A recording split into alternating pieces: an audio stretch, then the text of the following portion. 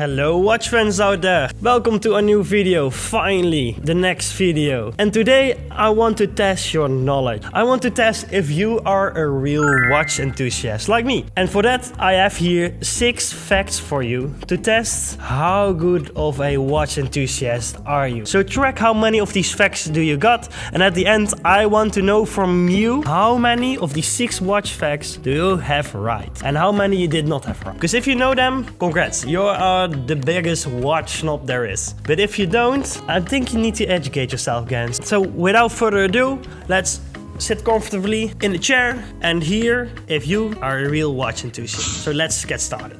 But before we start, we of course first need to subscribe, like the video if you like more of this content, so I know I can make more of this, and click that notification bell. And also, for the people who didn't know, I also have an Instagram page and a website, so if you want to see more about me or about the content I make or want a new watch, search me on the website mrwatchief.com. So buckle up and get ready for the test. Are you ready? Let's go. So for the first fact, you maybe some other way saw it, but I am wearing the Moonswatch Omega. It's a pretty familiar watch, everybody probably knows it, and probably everybody has a Quartz chronograph in their collection, right? But did you know that the positions on the watch for the smaller hands can be changed from their normal position? Sometimes you see people that the Quartz watch is laying not on the 0 when it resets from the chronograph, and this can be changed. Because it may surprise you to learn that the certain Quartz watches, you have the ability to change the natural position of the chronograph hand. This feature is typically found in watches that have a flyback or a reset function, and it allows to customize the way that your chronograph hands reset to 0. By adjusting the position of the hand, you can make your watch more personalized and better suited to your preference. However, keep in mind not all Quartz watches have this function, so be sure to check the watch manual before you try this with your own watch. It works in the following way. First, pull out the crown to the first state where the date can be adjusted. Now push the buttons to adjust the different hands. It can be depending on the watch that this also be the case with the second state of the crown. But as you can see on the video, you can see that for my Omega's watch, I can change the hands. Alright, if you got it correct, this was one of the easy ones. Let's get with a little harder, but maybe commonly known for people. We all probably know already, like a couple years back, pocket watch was more known than the wristwatch. It was the main use to tell the time. So that you can see in jeans also, you have like a small pocket besides of your big pocket on the right side. Yeah, you already guessed it, this was the place where the pocket watch was put in, so you can easily access it to tell the time. But did you know, because of that, for women's pants the pockets were too small. Because of that, these pockets became too small to fit in a pocket watch. An inventor in the 19th century came with the idea, why not put it like a bracelet around the wrist? And from this, the wristwatch was invented. So the wristwatch wasn't invented at first for the men. It was actually an invention created for the woman. Did you know this?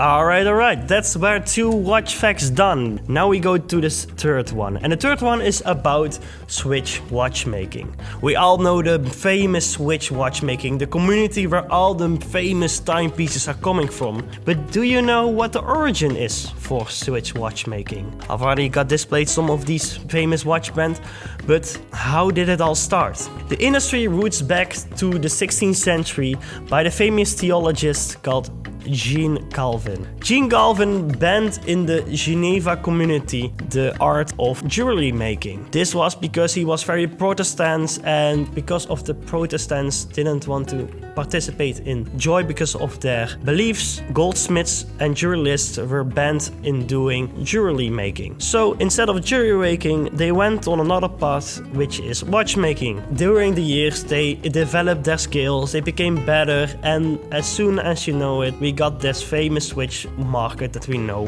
to us today, and continue to produce the world's most famous watches. Watch fact number 4. Which brand made the first waterproof watch? And how did they do that? Now, it's probably easy to say which brand it was, because it's still really famous about the dive watches. That is, of course, the brand Omega. But how did they do that? Now, it's funny to say, they first made a timepiece, it calls the Omega Marine Watch, in 1932. And what they did with this watch is they made a watch in a case, of course, and put a case over it to make it waterproof. So instead of making a waterproof case, they made a double case, so it became waterproof. So it's sort of, you look at like as a person putting on a water shield. It's the result of a collaboration between Omega and the Swiss inventor Paul Perigot. The watch featured a thick outer case with a screw-down bezel and a case back, which is designed to be water-resistant up to the depth of 135 meters. The Marine was put to the test in a variety of extreme conditions, including being strapped to the hull of a boat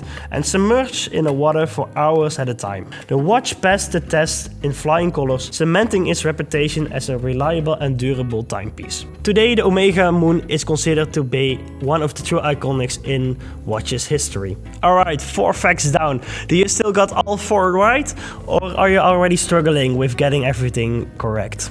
But if you have everything correct, alright, then I need to challenge you a little more. Now that we have done the first dive watch, what was actually the first watch?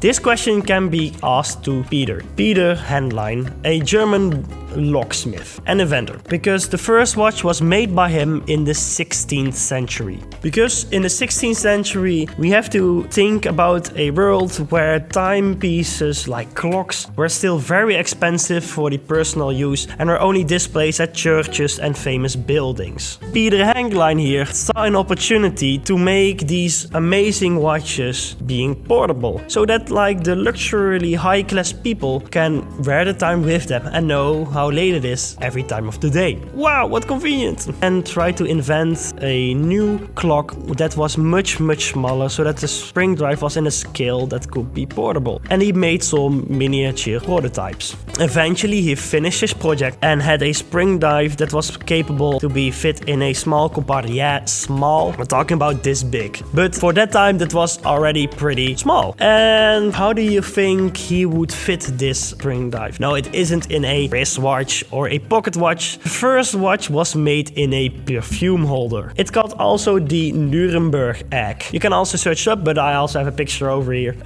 It was a small egg-shaped clock that can be worn in a chain around the neck. While this device was far from accurate to the modern standards, it was a groundbreaking invention that paved the way to the watchmaking we nowadays know. Pretty interesting, right? Alright, we are now at the last fact, and maybe also one of the funniest ones. I think people know this fact already, but still, I want to test your knowledge if you know it or not just biased by the brand. Because we are going to talk about the biggest badass there is, and that is Rolex. Because we all know the famous watch model, the Rolex Submariner. The most widely known watch out there. If you think about a dive watch, this is the first watch that come up in your head. But did you know that the Rolex wasn't the first... Yeah, we already know it's not his first dive watch, but did you know that the design of the Submariner was copied from another brand? And also the name Submariner was also copied from somebody else. Maybe already some of you guys know already, but the Submariner design was copied by the famous Blancpain 50 Fathom. This watch was a few years earlier than the Submariner, and Rolex took inspiration from it and designed their own dive watch. They had their own modifications to it, of course. Think about a Cyclops, the modification glass on the date. They were the first in that, and some other tweaks, because you see it has some resemblance, but it's not the same. You can more or less say that the 50 Fathoms is the bigger brother of the Rolex Submariner. But besides that, it also got something else taken from a brand. That is the name Submariner.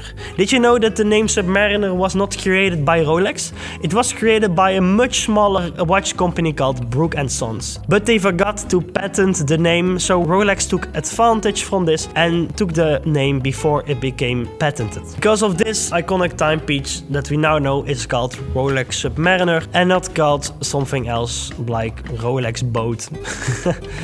And even with all these taken parts, it is still one of the most iconic and timeless pieces out there.